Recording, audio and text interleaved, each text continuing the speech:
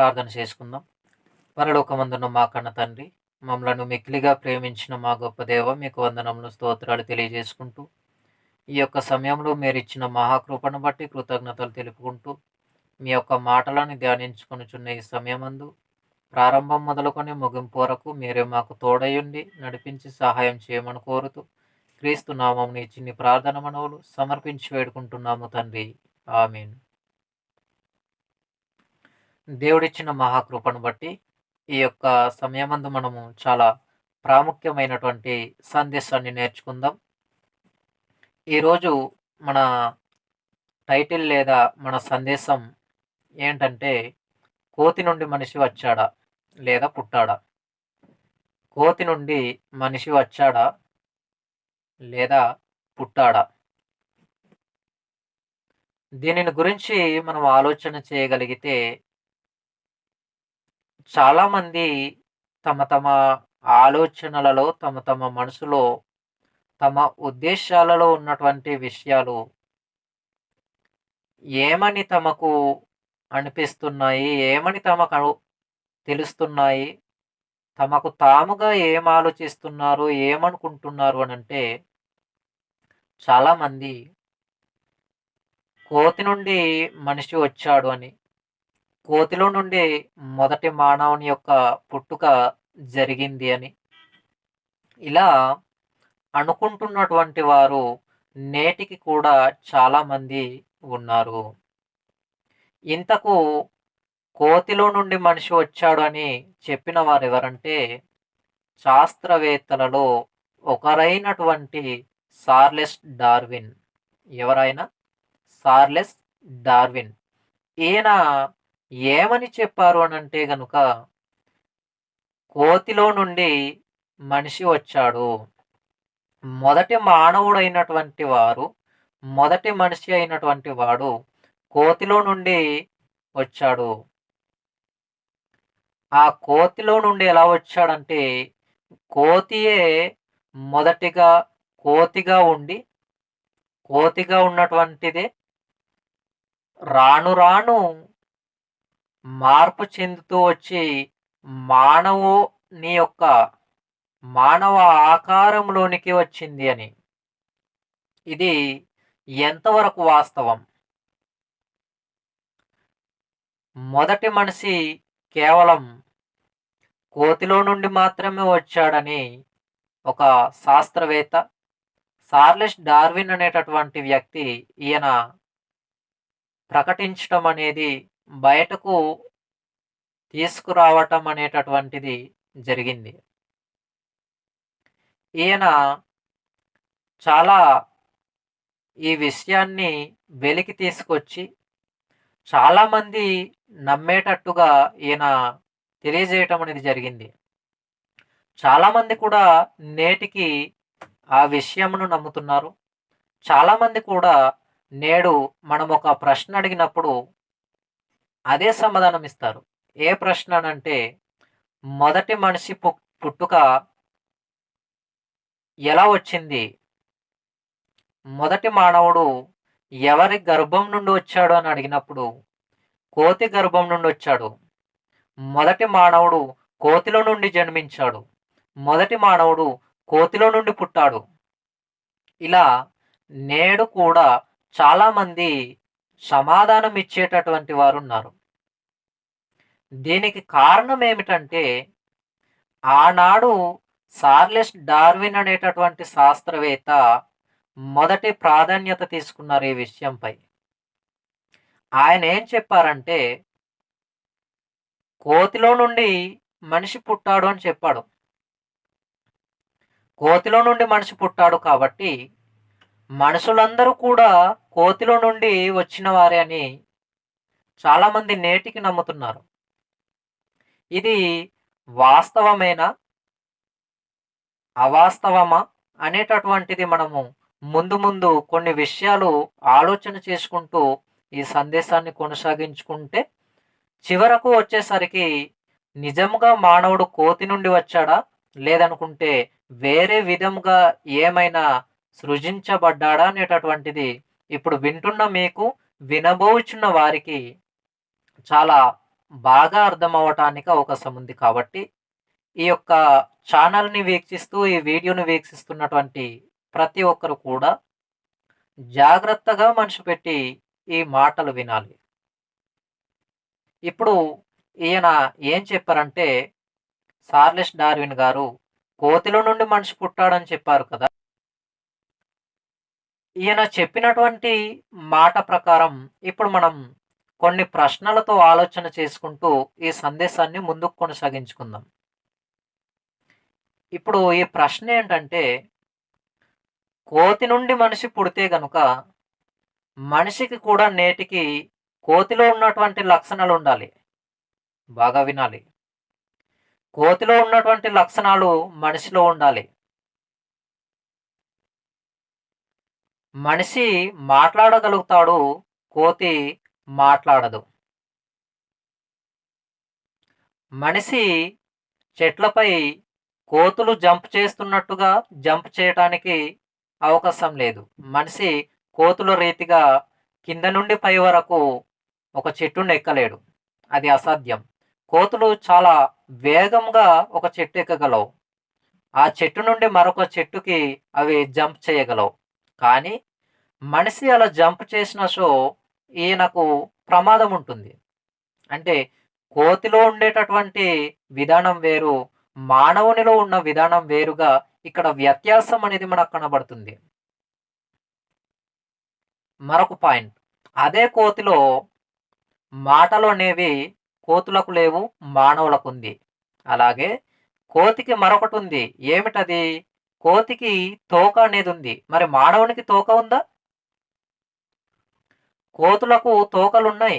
ప్రతి కోతికి తోక అనేది ఉంది. కానీ ప్రతి మానవునికి తోక ఉందా? ఇలా మాట్లాడుతున్నానని మీరు అపార్థం చేసుకోవాల్సిన అవసరం లేదు. ఎందుకంటే ఆనాడు చార్లెస్ డార్విన్ గారు తెలియజేసినటువంటి విషయాన్ని నేటికి కూడా నమ్ముతున్న వారున్నారు కాబట్టి నేను ప్రశ్నలతో వాటికి సమాధానం కూడా నేనే మాట్లాడుతున్నాను. నేనే ప్రశ్న వేస్తున్నాను. దానికి సమాధానం కూడా నేనే ఇస్తున్నాను. జాగ్రత్తగా వినాలి. అంటే ఆనాడు కోతులున్నాయనుకుంటే, ఆ కోతులకు తోక ఉంటే, నేడున్నటువంటి మానవులకు తోక లేదే మరి? కోతి నుండి మనిషి పుట్టింది వాస్తవమైతే, అది నిజమైతే, కోతుల లక్షణాలు మానవునిలో ఉండాలి. అటు తర్వాత మానవునికి కూడా కోతికున్నటువంటి అటువంటి తోక ఉండాలి. కానీ కోతిలో ఉన్న లక్షణాలు మానవునిలో కనబడటం లేదు. కోతిలో ఉన్న తోక మానవునిలో లేదు. ఆ కోతులు మాట్లాడలేవు. మానవులు మాట్లాడగలుగుతారు. ఆ కోతులు చెట్లపై చక్కగా పరుగులు తీయగలవు, జంప్ చేయగలవు. కానీ మానవులు చెట్లపై పరుగులు తీయలేరు. ఆ కోతులు లాగానే జంప్ చేయలేరు. అంటే కోతులకు, మానవులకు ఉన్నటువంటి వ్యత్యాసం ఇక్కడ మనకు కనబడుతుంది. దేనిని బట్టి మనకేమర్థమవుతుంది? ఇంకా మరికొన్ని విషయాలు ఆలోచన చేద్దాం. ఇప్పుడు ఒక మనిషికి యాక్సిడెంట్ అయినప్పుడు గానీ, ఏమైనా ప్రమాదం జరిగినప్పుడు కానీ, మా ఈ యొక్క మనిషిలో ఉన్నటువంటి రక్తం కాస్త బయటకొచ్చేసినప్పుడు, ఈయనకు రక్తం అవసరత వచ్చినప్పుడు, ఆ కోతి యొక్క రక్తమును మనిషికి ఎక్కిస్తే, ఈ మనిషి బ్రతికే అవకాశం ఉందా? లేదు. పోనీ కోతికి ప్రమాదం వచ్చినప్పుడు మనిషి యొక్క రక్తాన్ని కోతికి ఎక్కించితే కోతి బ్రతుకుతుందా? బ్రతికే అవకాశం లేదు. మనిషికి మనిషి యొక్క రక్తమే అవసరత. ఒక మనిషిది మరొక మనిషి యొక్క రక్తాన్నే ఎక్కించాలి. అది కూడా same to same blood groups ఉంటేనే. ఓ పాజిటివ్ అయితే ఎవరికైనా ఎక్కించొచ్చు. కానీ ఇక్కడ మనం ఆలోచన చేసినప్పుడు ఒక రక్తం ఎక్కించటానికి కోతి యొక్క రక్తం మనిషిని బాగు చేయలేకపోతుంది. మనిషి యొక్క రక్తం కోతిని బాగు చేయలేకపోతుంది. అంటే ఇక్కడ విఫలమవుతుంది. లక్షణాలు కనబడటం లేదు, కలవటం లేదు, ఒకే రీతిగా లేవు. అలాగుననే ఈ యొక్క రక్తం విషయానికి ప్రాణ రక్షణ కోసం మనం ఆలోచన చేసినప్పుడు కూడా ఆ యొక్క రక్తం అనేటటువంటిది మానవుని రక్తంతో కోతి రక్తం కలవటం లేదు. కోతి రక్తంతో మానవుని యొక్క రక్తం కూడా కలవటం లేదు. అలాంటప్పుడు మానవుడు కోతి నుండి వచ్చాడు అనటానికి ఎటువంటి ఆధారాలైనా కనబడుతున్నాయా? ఇవన్నీ మనం ఆలోచన చేద్దాం. కనబడుతున్నాయా అని అనుకున్నప్పుడు, ఆలోచించినప్పుడు ఎటువంటి ఆధారాలు కనబడవు. ఇంకా మనం ఆలోచన చేయగలిగితే గనుక, ఇది ఈ విషయాన్ని ఇలా తెలియజేసినటువంటి చార్లెస్ డార్విన్ గారు, కోతి నుండి మనిషి వచ్చాడు, పుట్టాడు అని తెలియజేసినటువంటి చార్లెస్ డార్విన్ గారు, ఒక రోజున అనారోగ్య బారిన పడ్డాడు. అనారోగ్య పరిస్థితిలో ఈయన ఉంటూ ఒక గ్రంథాన్ని చదువుతున్నారు. అది ఏ గ్రంథం అనంటే 66 పుస్తకాలు సముదాయం కలిగిన పరిశుద్ధ గ్రంథం ఈ బైబిల్. ఈ బైబిల్‌ని ఈయన చదువుతూ ఇంతకు ఆయన ఏది చదువుతున్నారు అనంటే హెబ్రీయులకు రాసినటువంటి పత్రిక 11వ అధ్యాయము మొదటి వచనం నుండి 3 వచనంలో ఇవి చదువుచున్నప్పుడు ఆయనకు అర్థమవుతుంది. నేను ప్రకటించినటువంటి విషయము తప్పుగా ఉంది. ఏ మాటలు చదువుచున్నప్పుడు అతనికి అర్థమవుతుంది? హెబ్రీయులకు రాసిన పత్రిక 11వ అధ్యాయము మొదటి వచనం నుండి 3 వచనాలు చదువుచున్నప్పుడు అతనికి అర్థమవుతుంది. ఒకసారి మనము ఆ మాటలు చూద్దాం ఏమున్నాయో. హెబ్రీయులకు రాసిన పత్రిక,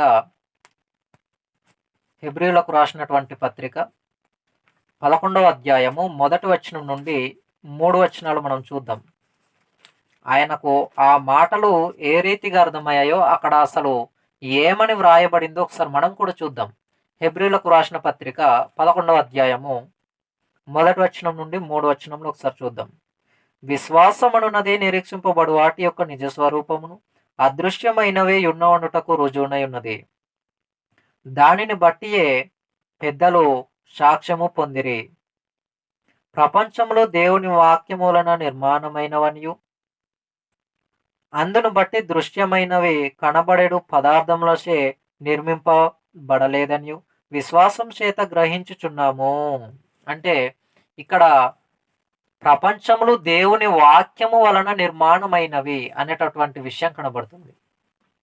ఆ మాట ఆయనకు ఎలా అర్థమైందంటే, దేవుని వాక్యం వలన పదార్థముల వలన నిర్మింపబడలేదని, దేవుని వాక్యం అంటే క్రీస్తు అని, ఇవన్నీ కూడా ఆయనకు చక్కగా అర్థమవుతున్నప్పుడు ఆయన అనుకున్నారు, నేను బోధించినటువంటి విధానంలో పొరపాటు జరిగింది. ఏ బోధ? బోధనగా ప్రసంగం కాదు. ఆయన తెలియజేశారు ఒక ప్రకటన, ఒక విషయాన్ని ఆయన తెలియజేశారు. ఆ విషయం ఏంటంటే, కోతి నుండి మనిషి వచ్చాడు అని. ఇప్పుడు ఈయన ఆలోచన విధానం ఈ యొక్క మాటలు చదువుతున్నప్పుడు మారుతుంది. ఈయన యొక్క ఆలోచన విధానం మారిపోతుంది. నేను క్రీస్తును గూర్చి మాట్లాడాలి, క్రీస్తును గూర్చి చెప్పాలి అనేటటువంటి విషయం ఈయనకు అర్థమవుతుంది. ఎప్పుడు? అనారోగ్యం బారిన ఈయన పడి ఉన్నప్పుడు. అనారోగ్యంతో ఉన్నప్పుడు ఈయన పరిశుద్ధ గ్రంథంలో ఉన్న మాట చదువుతుంటే ఇతనికి అర్థమవుతుంది. నేను చెప్పినటువంటి నా యొక్క సిద్ధాంతం తప్పు అని తను ఒప్పుకున్నాడు. కోతిలో నుండి మనిషి వచ్చాడని నేను ప్రారంభంలో చెప్పాను కదా, అది తప్పు. కోతిలో నుండి మనిషి రాలేదని ఈయన చెప్పాడు. తనకు తానుగానే మాట మరలా వెనక్కి తీసుకున్నాడు. ఈయనకు అర్థమైంది కోతిలో నుండి మనిషి రాలేదని. కానీ ఆ మాట ప్రారంభంలో ఆల్రెడీ ప్రకటింపబడింది గనుక ఆ మాటను అనుసరించేటటువంటి వాళ్ళు చాలామంది నేటికి కూడా దానినే ఫాలో చేస్తూ ఆ మాటను అనుసరిస్తూ, మనము మొదటి మనిషి ఎలా పుట్టాడు అని ప్రశ్నించినప్పుడు కోతిలో నుండి పుట్టాడు, కోతిలో నుండి వచ్చాడని నేటికి కూడా సమాధానం ఇచ్చేవారు చాలామంది కలరు, చాలామంది ఉన్నారు. ఇందులో ప్రాముఖ్యముగా సంఘ విశ్వాసులైనటువంటి వారు కూడా, సంఘ కాపరులైనటువంటి వారు కూడా ఉండటం అనేది చాలా విచారకరమైనటువంటి పరిస్థితి. ఎందుకంటే వాక్యం ఎరిగిన వారిగా ఉండాలి ఎవరైనా క్రైస్తవులు, ఎవరైనా సంఘ విశ్వాసులైన వారు, సంఘ కాపరులైన వారు, సంఘ సేవకులైన వారు. సంఘ కాపరులకు, సంఘ విశ్వాసులకు మొదటి మానవుడు ఎక్కడ నుండి వచ్చాడు, ఎలా వచ్చాడు, ఎలా పుట్టాడు అనేటటువంటిది తెలియకపోతే చాలా విచారకరమైనటువంటి పరిస్థితి. చాలా చింతించవలసినటువంటి పరిస్థితి అండి ఇది. ఎందుకంటే మానవుడు మొదటిగా ఎలా పుట్టాడు? ఎలా వచ్చాడు? ఈ విషయము మిగిలినటువంటి వారికి తెలియకపోయినా, సంఘంలో ప్రవేశం లేని వారికి తెలియకపోయినా, ఆత్మ మూలంగా, నీటి మూలంగా బాప్తిస్మం ద్వారా జన్మించి సంఘంలో ఉన్నటువంటి ప్రతి సంఘ సభ్యునికి తెలియాలిది. ఏం తెలియాలి అనంటే, మొదటి మానవుడు కోతిలో నుండి రాలేదు. మొదటి మానవుడు కోతిలో నుండి పుట్టలేదు అనేటటువంటి విషయాన్ని మొదటిగా క్రైస్తవులు గాని, సంఘ విశ్వాసులైన క్రైస్తవులు, అలాగుననే సంఘ కాపరులు, సంఘ సేవకులు చాలా ప్రాముఖ్యమైనటువంటి సమాచారంగా గుర్తించాలి. ఏ విషయంను గుర్తించాలంటే, కోతిలో నుండి మానవుడు పుట్టలేదు, కోతిలో నుండి మానవుడు రాలేదు అనేటటువంటి సమాచారంను గుర్తించాలి. ఈ విషయాన్ని ఎరగాలి. ఇప్పుడు నేను చెబుతున్నటువంటి విషయాలన్నీ వాస్తవమా? అవాస్తవమా? అనేటటువంటి విషయాలు మనం పరిశుద్ధ గ్రంథంలోనే చూడాలి. ఎందుకంటే చార్లెస్ డార్విన్ గారికి అర్థమైంది. ఆయన కూడా పరిశుద్ధ గ్రంథం చదవటం వలన అర్థమైంది. పరిశుద్ధ గ్రంథం చదవక ముందు ఆయన ఏం తెలియజేశారంటే, కోతి నుండి మనిషి వచ్చాడని తెలియజేశారు. పరిశుద్ధ గ్రంథం ఎప్పుడైతే పట్టుకొని చదివారో ఆయనకు వెంటనే ఒక విషయం ఆలోచన వచ్చింది. తనకు అర్థమైంది. తన మైండ్‌లో బల్బ్ వెలిగింది. ఆయన వెంటనే ఏమని మరల ప్రకటించారంటే, ఏమని తెలియజేశారంటే, కోతిలో నుండి మనిషి పుట్టలేదు. కోతి నుండి మనిషి రాలేదు అనేటటువంటి విషయాన్ని మరలా తెలియజేయటం అనేది జరిగింది. కాబట్టి ఇప్పుడు మనం పరిశుద్ధ గ్రంథంలోనికి వెళ్ళి ఆలోచన చేద్దాం. పరిశుద్ధ గ్రంథంలో ఏ యొక్క మాట తెలియజేసిందో అది మాత్రమే వాస్తవం. ఏ మాట కూడా మనం నమ్మటానికి అవకాశం లేదు. 66 పుస్తకాలు సముదాయం కలిగి ఉన్నటువంటి ఈ పరిశుద్ధ గ్రంథంలో ఏ మాట అయితే తెలియజేసిందో, ఏ మాట అయితే దేవుడు వ్రాయించారో అది మాత్రమే నమ్మాలి. అదే వాస్తవం. దానినే మనం నమ్మగలగాలి. దానినే మనం అనుసరించాలి. దానినే మనం పాటించాలి. ఎవరును దీనిని కొట్టివేయటానికి, ప్రపంచంలో ఎవరు కూడా కొట్టివేయటానికి అవకాశం లేనే లేదు. చూద్దాం. ఆదికాండం. బైబిల్‌లో ఏదైనా ఒక మాట చెప్పబడిందంటే అది శిలాశాసనంగా మనం అనుసరించవలసిన అవసరత అనేది ఉంది. అది అనుసరించవలసినటువంటి మాట అయితే, పాటించవలసినటువంటి మాట అయితే, విడిచిపెట్టేదైతే విడిచిపెట్టాలి, అనుసరించేదైతే అనుసరించాలి. ఆదికాండము 2వ అధ్యాయం 7వ వచనం. మానవుని యొక్క పుట్టుక ఎలా జరిగిందో మనం చూద్దాం. ఆదికాండము 2వ అధ్యాయం 7వ వచనం. మొదటిగా మనం ఏం చూసామంటే, చార్లెస్ డార్విన్ గారు తన యొక్క పరిశోధనలో తాను తెలుసుకున్నది మొదటిగా కోతి నుండి మనిషి వచ్చాడని ఆయన చెప్పారు. తర్వాత పరిశుద్ధ గ్రంథం చదివిన తర్వాత అతనికి అర్థమైంది కోతి నుండి మనిషి రాలేదని. ఇప్పుడు పరిశుద్ధ గ్రంథంలోనే మరలా ఇప్పుడు మనం చూద్దాం. ఆదికాండం 2వ అధ్యాయం 7వ వచనంలో, దేవుడైన యెహోవా నేలమంటితో నరుని నిర్మించి వాని నాసికారంధ్రములో జీవవాయువును ఊదగా నరుడు జీవాత్మాయెను. ఇక్కడ చాలా ప్రాముఖ్యమైనటువంటి మాట మనం చూస్తున్నాం. ఆదికాండము 2వ అధ్యాయము 7వ వచనం. ఈ మాట మనకు ఏ విషయాన్ని తెలియజేస్తుందంటే, దేవుడైన యెహోవా నేలమంటితో నరుని నిర్మించి వాని నాసికారంధ్రములలో జీవవాయువును ఊదగా నరుడు జీవాత్మ ఆయెను. దేవుడైన యెహోవా నేలమంటితో నరుని నిర్మించి వాని నాసికారంధ్రములలో జీవవాయువును ఊదగా నరుడేమయ్యాడు? జీవాత్మయ్యాడు. అంటే ఈ మాట మనకేం తెలియజేస్తుంది? దేవుడైన యెహోవా నేలమంటితో, మొదటి మనిషిని దేవుడు ఎక్కడి నుండి నిర్మించాడంటే నేలమంటితో నిర్మించాడు. నేలమంటితో నిర్మించి అతనికి నాసికారంధ్రాలనగా ముక్కు రంధ్రముల ద్వారా, ముక్కు కన్నాల ద్వారా, ముక్కు కణల గుండా ఆయన ఏం ప్రవేశపెట్టారంటే జీవవాయువును ఊదగా అప్పుడు నరుడు ఏమయ్యాడంటే జీవాత్మ అయ్యాడు. ఇది బైబిల్ ఇస్తున్న నిర్వచనం. పరిశుద్ధ గ్రంథంలో చెప్పబడిన వాస్తవం ఇది. మొదటి మనిషి ఎలా పుట్టాడు? మట్టిలో నుండి. మట్టిలో నుండి పుట్టాడు. మరి ఆనాడు చార్లెస్ డార్విన్ గారు ఏం చెప్పారు ప్రారంభంలో? ప్రారంభంలో ఈయన ఏం చెప్పారంటే కోతి నుండి మనిషి పుట్టాడని. కోతి నుండి మనిషి పుట్టాడని చెప్పాడు. కానీ అది వాస్తవం కాదు అనేటటువంటి విషయం అతనికి అర్థమైంది. నేటికి మనకు కూడా అర్థం కావాలి. మనం కూడా అర్థం చేసుకోవాలి.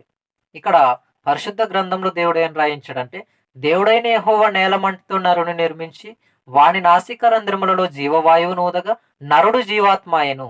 అంటే మొదటి మానవుని యొక్క పుట్టుక ఎలా జరిగింది? కోతిలో నుండి వచ్చాడు మనిషి.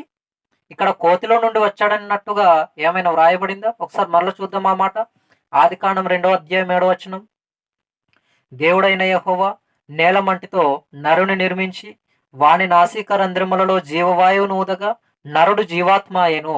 ఏం చదువుతున్నాం మనం ఇక్కడ? ప్రతి ఒక్కరి పరిశుద్ధ గ్రంథంలో ఇలానే ఉందా? ఇలానే ఉంది. అంటే దీనిని బట్టి మనకు ఏమర్థమవుతుంది?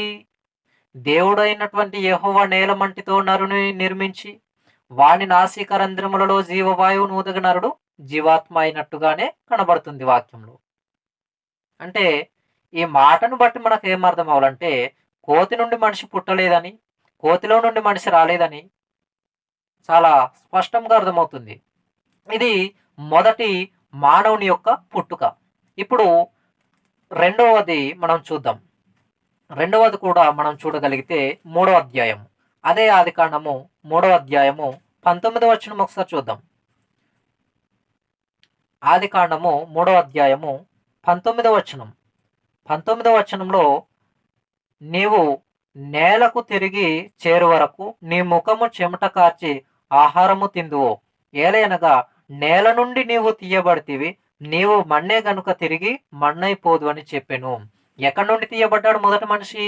మట్టిలో నుండి తీయబడ్డాడు గనుక, నీవు మట్టిలో నుండి తీయబడిన వాడవు గనుక చివరకు మరలా తిరిగి మన్నైపోదువు అని చెప్పేశాడు. అంటే మొదటి మనిషి అయినటువంటి వారు ఆదాము గారు. ఈయన మట్టిలో నుండి తీయబడినటువంటి వారు. ఏమర్థమవుతుంది మనకు? కోతిలో నుండి తీయబడినట్టుగా ఉందా? కోతిలో నుండి జన్మించబడినట్టుగా ఉందా? లేదు. మరి ఎక్కడ నుండి జన్మించబడినట్టుగా ఉంది? మట్టిలో నుండి తీయబడినటువంటిదిగా ఉంది. మట్టిలో నుండి నిర్మించబడినటువంటి వ్యక్తిగా ఆదాం గారు ఉన్నారు.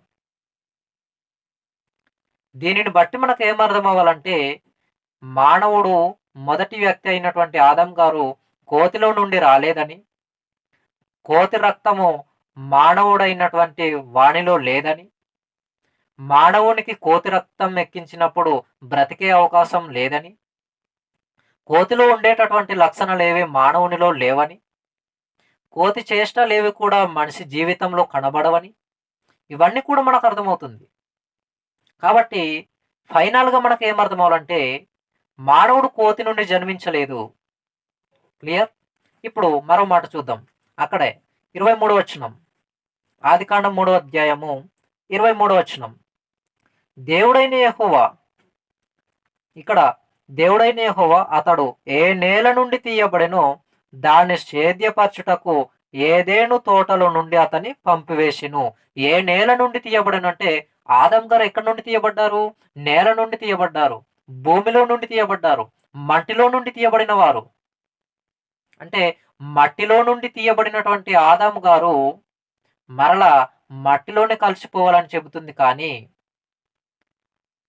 కోతిలో నుండి తీయబడినటువంటి ఆదాము మరలా కోతిలో కలిసిపోవాలి, లేదా కోతిలోనికి తిరిగి వెళ్ళిపోవాలి అనేటటువంటి విషయాన్ని పరిశుద్ధ గ్రంథంలో తెలియజేయబడటం లేదు. ఈ మాటలు వింటున్న ప్రతి ఒక్కరు గ్రహించాలి. అపార్థం చేసుకోకుండా ప్రతి ఒక్కరు జాగ్రత్తగా అర్థం చేసుకునేటటువంటి ప్రయత్నాన్ని చేయగలిగితే చాలా స్పష్టంగా ఈ మాటలు అర్థం కావటానికి అవకాశం అనేది ఉంది. కాబట్టి వింటున్నటువంటి ప్రతి ఒక్కరు కూడా చాలా జాగ్రత్తగా అర్థం చేసుకునేటటువంటి ప్రయత్నాన్ని చేయాలి.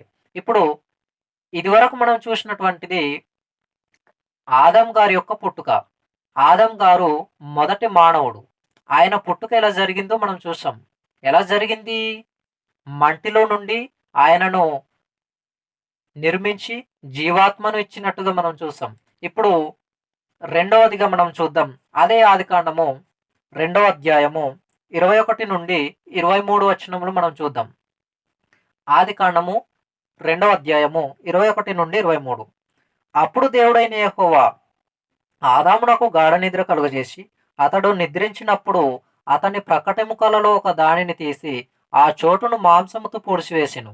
తరువాత దేవుడైన యెహోవా తాను ఆదాము నుండి తీసిన ప్రక్కటెముకను స్త్రీనిగా నిర్మించి ఆమెను ఆదాము నొద్దకు తీసుకుని వచ్చెను. ఇప్పుడు రెండవ మానవురాలైనటువంటి స్త్రీ, మొదటిగా ఆదాము గారు, ఆయన మంటిలో నుండి తీయబడ్డారు. రెండవదిగా దేవుడు ఏ రీతిగా నిర్మిస్తున్నారంటే, ఆదాము గారికి గాఢ నిద్ర కలుగజేశాడు. అటు తర్వాత అతని ప్రక్కటెముకను తీసి ఆ యొక్క ఎముక చోటులో మాంసముతో పూడ్చివేసి తరువాత స్త్రీనిగా నిర్మించి ఆదాము దగ్గరకు ఆ స్త్రీని తనకు సహాయకురాలిగా ఉండటానికి తీసుకొచ్చాడు దేవుడు. అంటే మొదటి యొక్క మానవుని పుట్టుక మంటి నుండి జరిగింది. రెండవ యొక్క మానవుని పుట్టుక ఆదాము యొక్క ప్రక్కటెముక నుండి జరిగింది. బాగా వినాలి. ఆదాం గారి యొక్క మొదటి పుట్టుక మట్టి నుండి జరిగింది. రెండవ పుట్టుక మానవుని ఆదాం గారిని గాఢ నిద్ర కలుగజేసినటువంటి దేవుడు అతని యొక్క ప్రక్కటెముకను తీసి ఆ ఎముక దగ్గర మాంసముతో పూడ్చివేసి స్త్రీనిగా నిర్మించి ఆదాముతో సహకారిగా ఉండటానికి ఆయన ఆదాము దగ్గరకు స్త్రీని తీసుకొచ్చాడు. ఆమె పేరు హవ్వ. ఇది మానవుని యొక్క పుట్టుక రహస్యం. ఇది పరిశుద్ధ గ్రంథంలో చాలా స్పష్టంగా తెలియజేస్తున్నటువంటి విషయాలు. కాబట్టి మనం ఆలోచన చేయగలిగితే మానవుని పుట్టుకలు అనేటటువంటివి ఎలా జరిగాయి మొదటిగా. ఇప్పుడు నేటికి మానవుని పుట్టుకలు ఎలా జరుగుతున్నాయి? స్త్రీ పురుషుల కలయికల వలన జరుగుతున్నాయి. ఆదాము హవ్వలకు ఉండినటువంటి వారి యొక్క దాంపత్య జీవితంలో కయీను హేబెలు వచ్చారు. వారిరువురు ఎలా వచ్చారంటే వారిరువురి యొక్క దాంపత్య జీవితంలో నుండి వీరు జన్మించారు. ఇప్పుడు నేటికి కూడా ఈ యొక్క సంతానాభివృద్ధులు అనేటటువంటివి కొనసాగుతున్నాయి. ఇవి పుట్టుక యొక్క పరమార్థములు. మనం ఆలోచన చేయగలిగితే గనుక కోతిలో నుండి మనిషి రాలేదు అనేటటువంటి విషయం మనకు చాలా స్పష్టంగా అర్థమవుతుంది. మనం చివరిగా మరొక మాట చూద్దాం. అపొస్తలుల కార్యములు 17వ అధ్యాయము 26వ వచనం. అపొస్తలుల కార్యములు 17వ అధ్యాయము 26వ వచనాన్ని మనము జాగ్రత్తగా చూడగలిగితే ప్రాముఖ్యమైనటువంటి విషయం ఇక్కడ మనకు కనబడుతుంది. అపొస్తలుల కార్యములు 17వ అధ్యాయము 26.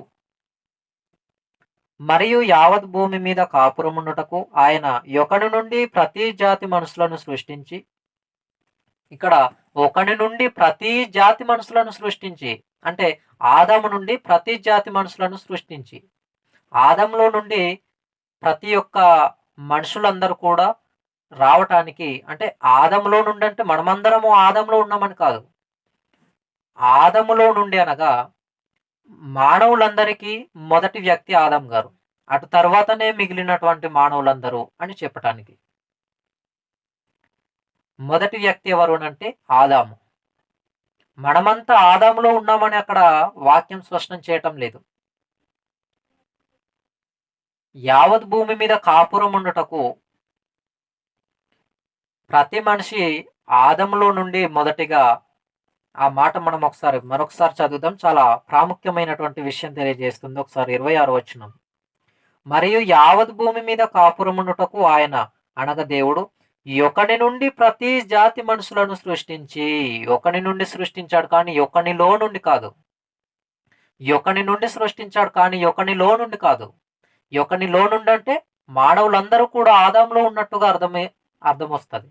కానీ వాక్యంలో అలా లేదు. ఒకని నుండి ప్రతి జాతి మనిషిని సృష్టించున్నాడు. అంటే మానవులందరూ కూడా సృష్టింపబడుటకు ఆదామే మొదటి వ్యక్తి అని అర్థం. అంతేకాని నేడున్న మానవులందరూ కూడా ఆదాములో మనమంతా ఉన్నాము అని కాదు. అది వేరే సబ్జెక్ట్. దేవుని చిత్తమైతే ఆ సబ్జెక్ట్ కూడా మనం ఆలోచన చేద్దాం. కాబట్టి ఇదివరకు మనం ఆలోచన చేసినటువంటి విషయాలు మనకేం తెలియజేస్తున్నాయి, ఏ విషయాలు మనకు వివరణ బోధ చేస్తున్నాయనంటే గనుక మానవుడైనటువంటి మొదటి వ్యక్తి అయిన ఆదం గారు కోతిలో నుండి రాలేదని, కోతిలో నుండి పుట్టే అవకాశమే లేదని మనకు రుజువుగా ఉన్నాడు.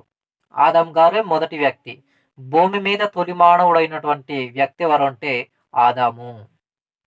అటు తర్వాత ఆదం గాడికి గాఢ నిద్ర కలుగజేసి ప్రకటెముక తీసి స్త్రీనిగా దేవుడు నిర్మించాడు. ఇది మనము చాలా జాగ్రత్తగా ఎరగవలసినటువంటి ప్రాముఖ్యమైన విషయం. చాలా ప్రాముఖ్యమైనటువంటి సమాచారం. అంతేకాని కోతిలో నుండి మనిషి వచ్చాడు, కోతిలో నుండి మనిషి పుట్టాడు అనటానికి అవకాశం లేదు. ఇదంతా కూడా అవాస్తవం, వాస్తవం కాదు. కాబట్టి వాస్తవాన్ని వినినటువంటి మీరందరూ గమనించారని, అర్థం చేసుకున్నారని నేను కోరుతున్నాను. అలాగుననే వినబోచున్నటువంటి వారు కూడా ఈ సందేశాన్ని పూర్తిగా విని అర్థం చేసుకోవాలని ప్రేమతో తెలియజేస్తూ నేను ఇంతటితో ఈ మాటలు ముగిస్తా ఉన్నాను. ప్రార్థన చేసుకుందాం. పరలోకమందున్న మా కన్న తండ్రి, మమ్మలను మిక్కిలిగా ప్రేమించిన మా గొప్ప దేవ, మీకు వేలాది వందనములు, స్తుతి స్తోత్రములు తెలియజేసుకుంటూ ఈ యొక్క సమయంలో మీరు నాకు ఇచ్చిన, మాకు అనుగ్రహించిన సమయాన్ని బట్టి కృతజ్ఞతలు తండ్రి. కోతిలో నుండి మనిషి వచ్చాడా పుట్టాడా అనేటటువంటి విషయాలు మీరు ఇచ్చినటువంటి పరిశుద్ధ గ్రంథంలో చాలా స్పష్టంగా తెలియజేయబడ్డాయి తండ్రి. కోతిలో నుండి మానవుడు రాలేదని, కోతిలో నుండి మనిషి పుట్టలేదని, ఇదిగో తండ్రి మట్టిలో నుండి మొదటి మానవుడు జన్మించినట్టుగా, ఇదిగో తండ్రి మొదటి మానవుడిని నిర్మించినట్టుగా మేము పరిశుద్ధ గ్రంథ లేఖనాల్లో చూసాము తండ్రి. ఈ విషయాన్ని ప్రతి ఒక్కరు కూడా అంగీకరించలాగున మీ యొక్క సహాయాన్ని అనుగ్రహించి నడిపించమని కోరుకుంటూ, ఇదిగో తండ్రి మీ యొక్క చిత్తమైతే మరలా ఇటువంటి సందేశము అనేక మంది పిల్లలకు, అనేక మందికి వినిపింపజేయటకు మీ సహాయం దయచేయండి.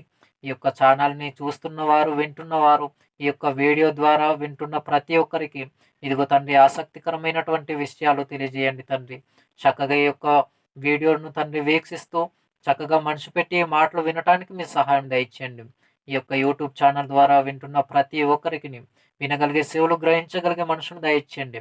ఎవరు కూడా అపార్థం చేసుకోకుండా అర్థం చేసుకునే సామర్థ్యం దయచేయమని కోరుతూ, ఇదిగో తండ్రి మా ప్రాణం పోకడం మీ ప్రియ కుమారుడైన యేసుక్రీస్తు వాని యొక్క రెండో రాకడ ఆలస్యమైతే మరలా ఈ యొక్క యూట్యూబ్ ఛానల్ ద్వారా మరొక వీడియోని, మరొక మెసేజ్ని తండ్రి అనేక మంది ప్రజలకు అందజేయటకు మీరే నాకు అవకాశం దయచేయమని కోరుకుంటూ, క్రీస్తు నామమున చిన్ని ప్రార్థన మనవులు సమర్పించి వేడుకుంటున్నాము తండ్రి.